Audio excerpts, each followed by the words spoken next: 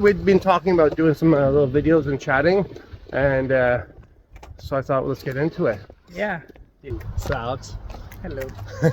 We just had practice today, and we did some recording, and you're like, oh, I hate my form or whatever, which is yeah. Classic staple of any martial arts practitioner. Like when do you have a moment where you're like, oh, that's great actually, and how long does that last? Sometimes I have it. It doesn't last long.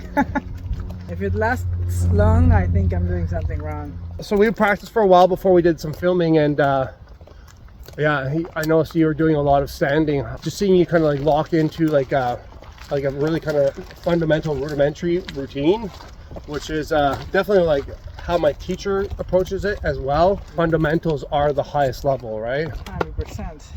It's like you literally quoted Wang Cheng Sai. I know I did. Yeah. The ordinary is extraordinary. No movement is the mother of all movement. Yeah, Wuji. Yeah, that's it, right?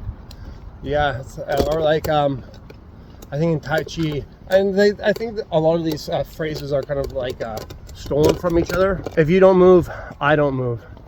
If you move, yeah, I move first. Yeah. And so like though it looks inactive, it's vibrating with activity. Yes, that makes a lot of sense. Which is an interesting concept. We were talking about having a conversation before. How does your practice relate to your medical practice? Alex is a acupuncturist and Tuina practitioner. Yeah, traditional Chinese medicine practitioner. Nice. Well, I think my medical practice is heavily influenced by my martial arts practice. Yeah. Just because it really gives me a great understanding of the body, but also my TCM practice informs my martial arts practice because of the knowledge of all the meridians and all the points. So it really helped me solidify that map into my body, and vice versa, knowing the territory, being able to map it onto a patient, you know? Yeah. And also like feeling blockages in my own body allow me to feel blockages in patients' bodies, and I can approach it that way. Can you expand on that? How does it relate in your eyes, like the ability to sense and then sense in them? Well, to me it comes a lot from the standing meditation. Because it's all about awareness. It's all about bringing your awareness to every single part of your body. And when you're standing still, it's way easier to feel the blockages. Absolutely, yeah, the gaps.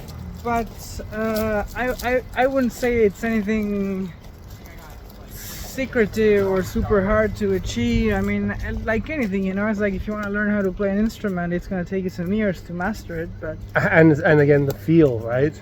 Yeah. The feel for the string, the pressure, the exactly. The it's like, okay, how do you play that vibrato or whatever? Yeah. You know, it's like getting a sense of that. It's understanding the physics, the energy behind it, you know, and I mean energy in the most grounded possible way. Yeah. Pressure, density, heat, all those kinds of things. Yeah. You know, your body's a super advanced instrument that can detect all kinds of things if you clear your mind and your senses enough. Yeah, no doubt. I noticed when I came into my practice today, because I had a pretty good couple practices this week and then worked some doubles. I had lactic acid throughout my body and I couldn't get it out because I had worked a couple doubles and didn't have time to practice to flush it. And so today I was like, I couldn't even stand and feel, and I couldn't feel enough to move. So I just was like, how does it feel when I bend my ankle? How does it feel when I rotate my hips? And I had to just kind of use that and body scanning to just even get a sense of where I was. Yeah. It's like I didn't know where I was on the map, kind of, you know? For me, standing is essential to every practice session that I do.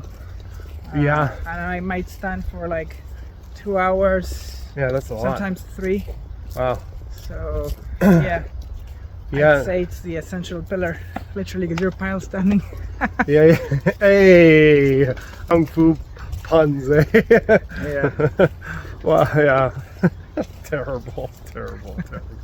I know my teacher is definitely trains standing. He kind of gets to the point where he believes that it's fairly integrated as well. after a point. 1 second here, guys.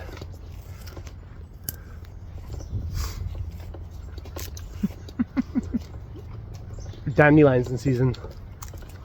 I think for sure, like the standing is quintessential, and then I see in your practices, which I'm assuming mainly come from the Yichuan, and I know some of my practices come from that, and there seems to be a strong correlation between Yichuan and Liu Bafo, but Yeah.